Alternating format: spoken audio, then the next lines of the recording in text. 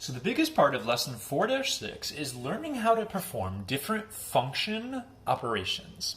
And there are 5 of them in all that we're going to be analyzing in this lesson here.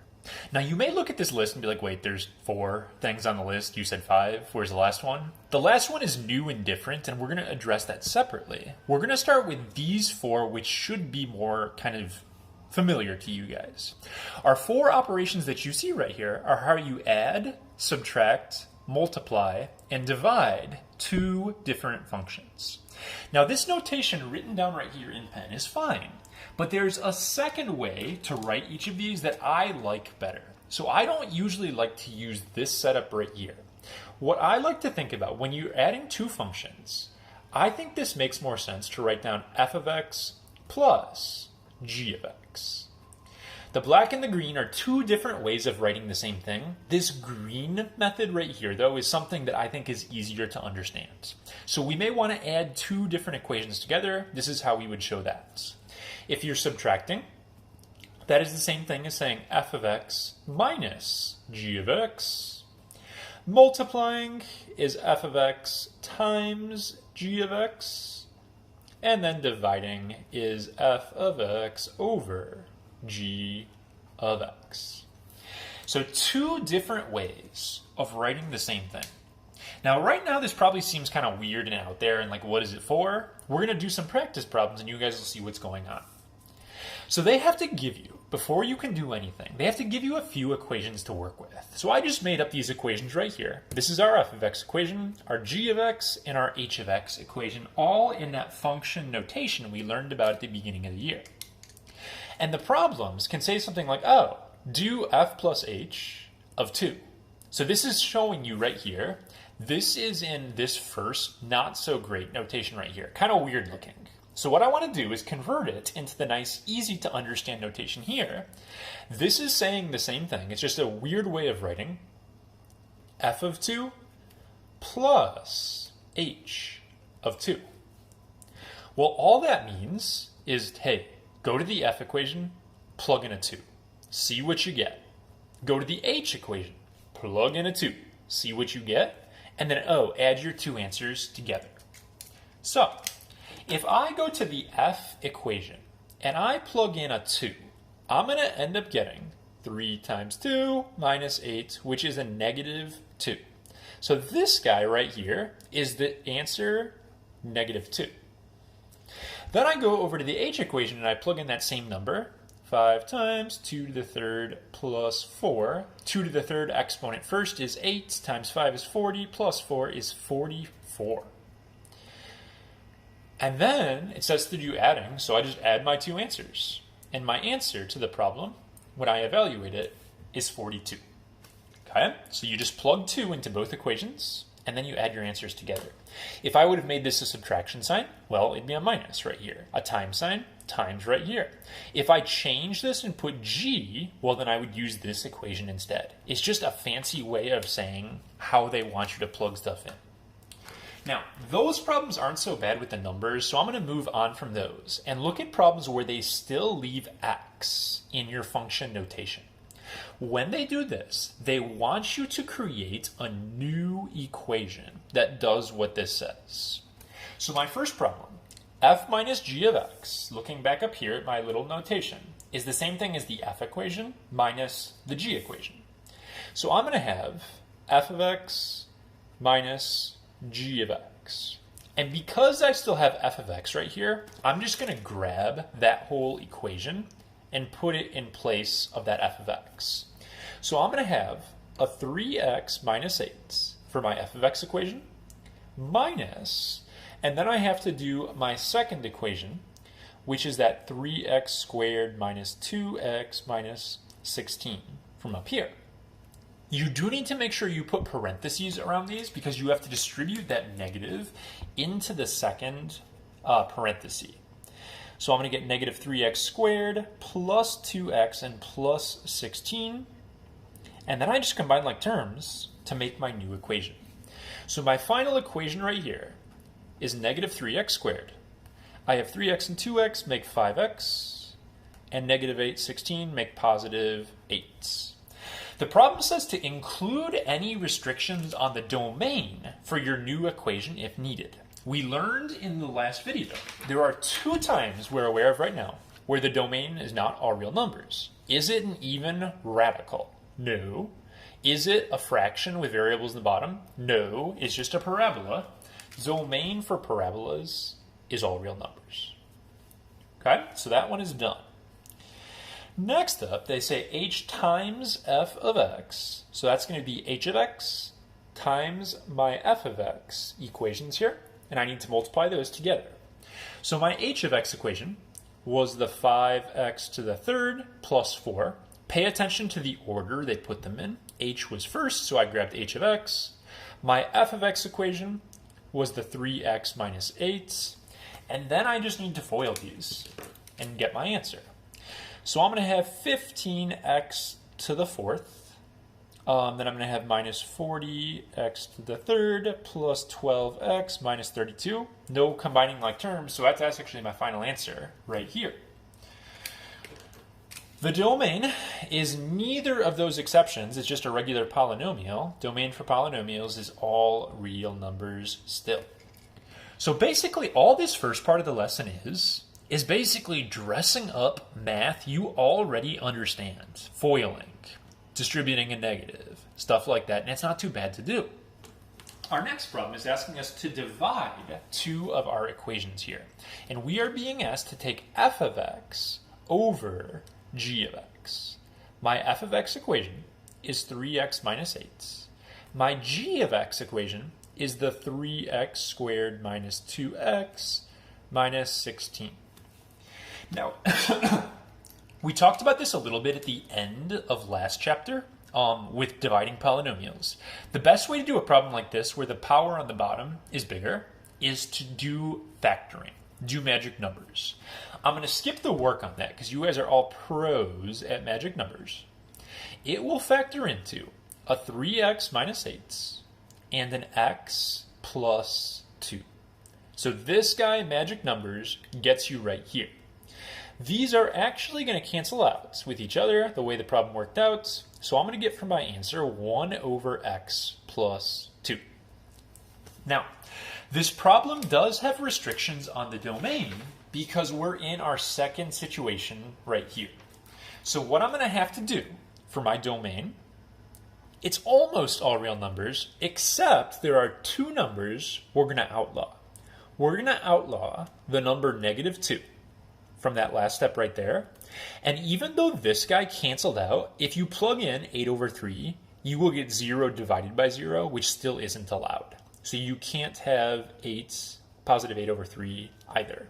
So those would be my restrictions on the domain. All right. We have one more concept to talk about in this video. I mentioned there are 5 function operations, and we just got done talking about the main 4, add, subtract, multiply, divide. We have a 5th new function notation that you will not have seen before, I would imagine. So what I'm going to do is add on to this list right here. I'm going to put f, and the symbol for this is like a little open circle symbol, kind of midway along the height of the letters like this. Looks like this, f-o-g of x. Okay? This symbol, first of all, what it's actually called, it's called a composition of functions. Sometimes you'll say you're composing the functions, but this is called a composition of functions. You would read this guy or pronounce it f of g of x. So that little open circle, if it helps you, you can think about it like it stands for the word of. F of g of x. And just like all these other 4, there's going to be a better way to write them rather than using this notation right here. So you're going to recognize this notation. But as I just read out loud, f of g of x is this. You're going to basically end up plugging one equation into the other. So these mean the same thing, and we're going to practice this because this is brand new to you guys in this video. So I've got fresh equations right here to get our practice. So these are new f of x and g of x equations. And I'll leave this up here so you guys can see my little rule. So new f of x, new g of x. This problem uses an open circle, which again is not multiplication. It's a new symbol called of. First thing I'm going to do is rewrite it in the better green notation. This means f of g of 3. Problems like this, you're going to start by doing the inside. G of 3. I'm taking f, I'm doing something with f, but the inside is g of 3. That's something I can totally handle. We know how to do that. You're just going to go and plug in 3's for x, and you're going to see what you get. So if I plug in a 3 to this problem here, that is going to be 18, that is going to be 27, minus 10. It looks like we're going to get ourselves a 35. That's 45 and then minus 10. So 35. That really means that that inside part, that g of 3 thing that I didn't understand, is just a 35 in disguise. So now what I'm going to do is I'm going to figure out f of that 35. So I'm going to take my f equation, I'm going to plug in the answer I just got. I'm going to do 4 times 35 minus 5. Well, that is 140. 140 minus 5 gets me a final answer of 135. So basically, the way this works with a number, you do the inside, you get your first answer, then you take that answer and plug it into whatever this one is on the outside. So I plugged in my first answer to here for x, got a final answer. Let's go ahead and do this next one in the other direction. And you guys should pause this one and try to do it yourself. So see if you can figure out on your own how to find g of f of 3. This time f of 3 is on the inside, so I would do that first. If you plug a 3 right in here, that's 12 minus 5, which is 7. I got to do g of 7, and that's going to be bigger numbers. I'm just going to use a calculator this time for that. So if I go and I plug in my 7's, it looks like my answer is 151 when I plugged in what I just got. So 151 is my answer.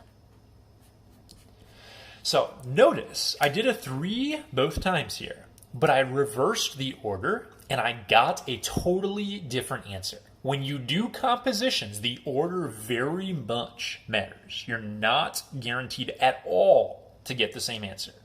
Okay? So this is 2 different answers here. The last thing I need to do with you guys is show you how to do this when you still have an x. How do you create your new equation for these? This is a little bit tricky, so make sure you're paying attention carefully as we talk about these. So always rewrite these things first. F of g of x. Gotta start with the inside. Inside says g of x, and I can't plug in a number because it still has x right here. So what I'm going to do is I'm going to grab this g of x equation, and I'm going to shove it in where it says g of x. So I'm going to write down f, but then I'm going to write down the g of x equation. So it's going to say 2x squared plus 9x minus 10. Okay? Didn't know what to plug in, so I just grabbed the g of x equation. Now, I have to take all of this junk, and I have to plug that into the f equation in place of my variable. So all of that is going to go in for that x right here. So what my problem is going to say now, it's going to say 4, but it was a 4x minus 5. I don't have x anymore. Instead, I plug in that stuff. So it's going to say 2x squared plus 9x minus 10, where that old x up here used to be. And then I just finish off my problem with the minus 5. I have to distribute right here. I'm going to get 8x squared plus 36x minus 40 and then minus 5. So my final new equation goes like this. It's a lot like a substitution problem from systems where you plug one thing into the other one. All of this stuff went into the f equation, and I got my new equation right here. We're going to practice one more time going the other direction. And as I said, we're probably going to get a totally different answer when we do this. This time it goes g of f of x. Always start with inside. Inside is f of x, which is the 4x minus 5. So my thing is going to say g, but then it's going to go 4x minus 5. Well, I got to take this 4x minus 5, and I have to plug this thing in for the x's in the g equation. So this stuff right there is all going to get subbed in for the x right here, but also the x right here. You have to plug it in everywhere you see a variable. So what is going to happen? It was 2x squared. So I'm going to do 2, but instead of writing the x, I'm going to plug in that thing. So I got that thing squared, 2 thing squared, plus 9x, so plus 9, and then the thing, and then it was a minus 10. And my job is to FOIL that out and clean it up and make it look nice so I can get an answer. So doing my FOIL real fast, just in my head here, skipping the work, it's going to be a 16x squared minus 40x plus 25. That's from doing FOIL and remembering my promise on that parenthesis right there. Then I'm going to have a 36x minus 45 from distributing the 9 minus 10. And then if I do this, it's going to be a 32x squared minus 80x plus 50, and then that stuff right there. So my final equation is going to be 32x squared. I got a negative 80x and a positive 36x. That is negative 44x. And then 50 minus 10 is a positive 40. These kind of problems right here are a little tougher for kids in general, so just be careful when you're doing them, and we'll practice it more in class.